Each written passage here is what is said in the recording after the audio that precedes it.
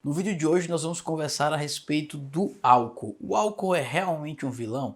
Existe alguma dose segura? Essa com certeza é uma das perguntas que mais me fazem no consultório. Se podem consumir álcool, se naquela dieta de emagrecimento pode ter a sua dose de álcool nos finais de semana pelo menos, se naquele paciente que deseja hipertrofiar, ganhar massa muscular, se também pode ter o consumo de álcool. Com certeza é uma das perguntas que mais me fazem no consultório e no vídeo de hoje nós vamos conversar. O álcool é realmente um vilão? Ele pode ser utilizado no dia a dia? Tem problemas ou não? A respeito disso que nós vamos conversar no vídeo de hoje.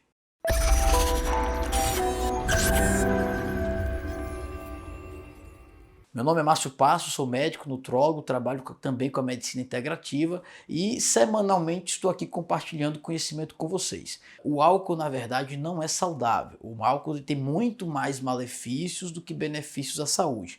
Ele tem um efeito, ele é tóxico para o sistema nervoso central, ele é tóxico para o ganho de massa muscular, ele impede o emagrecimento. O álcool ele é mais calórico, inclusive, do que o próprio carboidrato.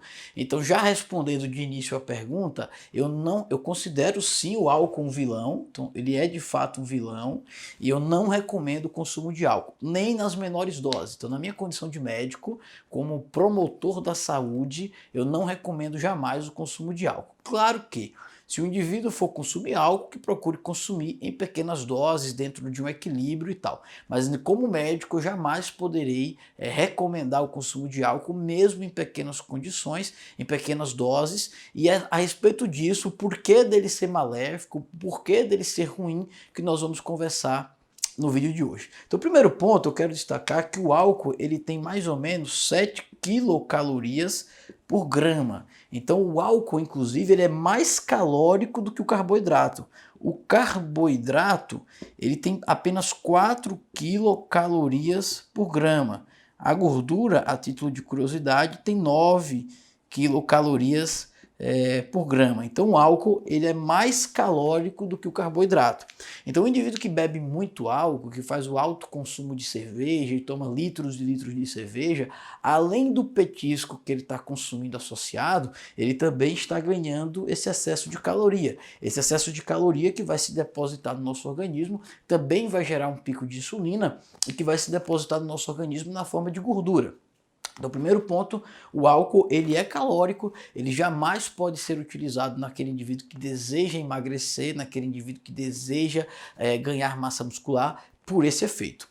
Segundo ponto, o álcool ele tem um efeito depressor no sistema nervoso central. Um ponto interessante é que o álcool, no primeiro momento, ele libera dopamina. E a dopamina ela está ligada ao prazer. Então, por isso que quando você começa a tomar as pequenas doses de álcool, você se sente bem. O álcool é considerado um facilitador social, ele ajuda nas relações pessoais, ele desinibe, ele tira a inibição muitas vezes, favorecendo a conversa, favorecendo o contato, ele desinibe, né? Tira a inibição, por conta primeiro desse aumento de dopamina. Mas é importante observar que na medida que você vai aumentando o consumo de álcool, na medida que você potencializa esse consumo, também vai haver o aumento de GABA. E o que é GABA, doutor? GABA é um neurotransmissor inibitório do sistema nervoso central. Então o indivíduo fica mais letárgico, há um comprometimento dos neurônios, a perda de neurônios com alto consumo de álcool. Então a saúde cerebral ela vai se deteriorando. E se há um consumo exacerbado, se há um consumo muito grande, isso inclusive vai ter efeitos colaterais no organismo. E por falar nisso, vamos falar também a respeito do metabolismo do álcool. É importante entender que o álcool ele é absorvido principalmente no intestino. A absorção do álcool geralmente leva mais ou menos 1 hora. Ou seja, se você consome álcool, começa com a cerveja, começa com a vodka, com destilado, com uma bebida fermentada e tal, em mais ou menos 1 hora você vai ter um pico de concentração sanguíneo. Esse álcool ele atravessa a barreira placentária na gestante, então é importante que gestante jamais consuma álcool, porque esse álcool chega até o seu feto e vai ter todos esses efeitos colaterais a nível cerebral em um feto que está em formação, em um sistema nervoso central, em um cérebro que está em desenvolvimento, ou seja, é muito pior. O indivíduo, o feto ele tem morte de neurônios em crescimento, ou seja, os efeitos colaterais são muito maiores, então gestante é proibido, mas esse álcool ele vai atingir também o cérebro, ele também, como eu acabei de falar, ele vai atingir o músculo, ele vai atingir o coração, ele atinge várias partes do corpo. E ele vai atingir também o fígado, por isso que o álcool, e por isso que é muito falado de efeitos colaterais do fígado secundários ao alto consumo de álcool. É na célula do fígado, no hepatócito, que o álcool, no caso o etanol, vai ser convertido em acetaldeído. Acetaldeído é um metabólito do álcool extremamente tóxico para o fígado, podendo em último caso levar a uma esteatopatite, levar a uma cirrose, favorecendo o desenvolvimento do câncer. É extremamente inflamatório. É possível no indivíduo que bebe muito, que faz uso de uma alta concentração de álcool, observar marcadores inflamatórios aumentados, ácido úrico aumentado, podendo levar inclusive a gota, também aumentada a ferritina, que é outro marcador inflamatório produzido pelo próprio fígado, proteína C reativa, homocisteína, são marcadores inflamatórios que podem estar aumentados no indivíduo que faz uso de um alto consumo de álcool. Exatamente porque o álcool é inflamatório. E essa conversão do etanol em acetaldeído ocorre através de uma enzima chamada álcool desidrogenase. Então eu vou até colocar aqui. Essa conversão do etanol, que é o próprio álcool, em acetaldeído, ocorre através de uma enzima chamada álcool desidrogenase. Isso ocorre no hepatócito.